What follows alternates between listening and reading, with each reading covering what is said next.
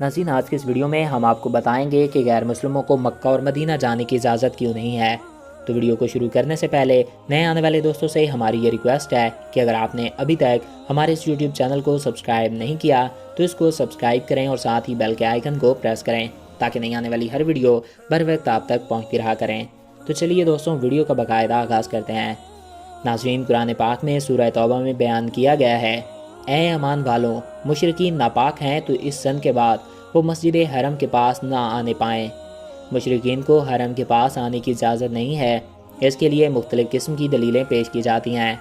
غیر مسلموں کی طرف سے بھی سوال اٹھائے جاتے ہیں کہ ہندو اور مسلمان ایک ساتھ رہتے ہیں تو پھر کیا وجہ ہے کہ جب مسلمان سال بعد ایک جگہ پر جمع ہوتے ہیں تو وہاں مسلمانوں کو جانے کی اجازت ہے اور ہندوؤں کو جانے کی اجازت نہیں؟ اس کی کیا وجہ ہے؟ ہر ملک میں کچھ نہ کچھ ایسی جگہیں موجود ہوتی ہیں جہاں کچھ خاص لوگ ہی جا سکتے ہیں، وہاں اس جگہ پہ ہر عام آدمی نہیں جا سکتا۔ اسی طرح اسلام کے بھی کچھ قواعد و ضوابط ہیں۔ مکہ اور مدینہ مسلمانوں کا مرکز ہیں، وہاں پہ صرف اور صرف مسلمانوں کو ہی جانے کی اجازت ہے۔ مکہ وہ شہر ہے جہاں آپ صلی اللہ علیہ وآلہ وسلم پیدا ہوئے، جبکہ مدینہ وہ شہر ہے جہاں آپ صلی اللہ علیہ وآلہ وسلم کا وصال ہوا، اور مسلمان یہاں حج کرنے کی نیت سے آتے ہیں اور عبادات کی نیت سے آتے ہیں۔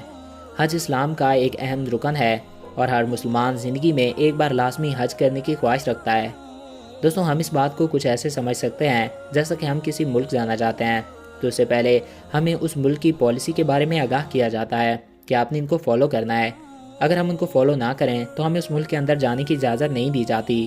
اس طرح مکہ مدینہ جانے کی شرط ہے کلمہ۔ جو شخص کلمہ پڑھ لے اس کے بعد وہ مکہ یا مدینہ جا سکتا ہے۔ اگر آپ سڑک کے ذریعے مکہ یا مدینہ داخل ہونے جا رہے ہوں تو سڑکوں پہ مکہ کی حدود سے تھوڑا پہلے کچھ بورڈ لگے دکھائی دیتے ہیں۔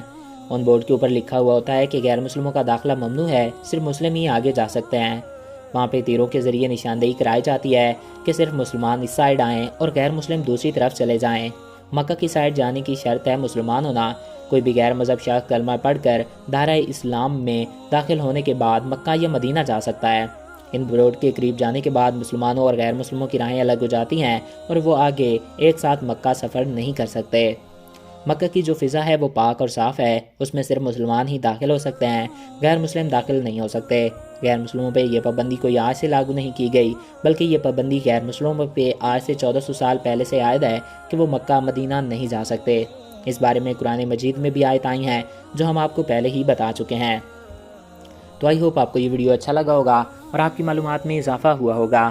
اگر آپ کو ہمارا یہ ویڈیو پسند آیا اور آپ کی معلومات میں اضافہ ہوا ہے تو ہمارے اس یوٹیوب چینل کو سبسکرائب کریں اور ساتھ ہی بیل کے آئیکن کو پریس کریں۔ Thanks for watching. اللہ حافظ۔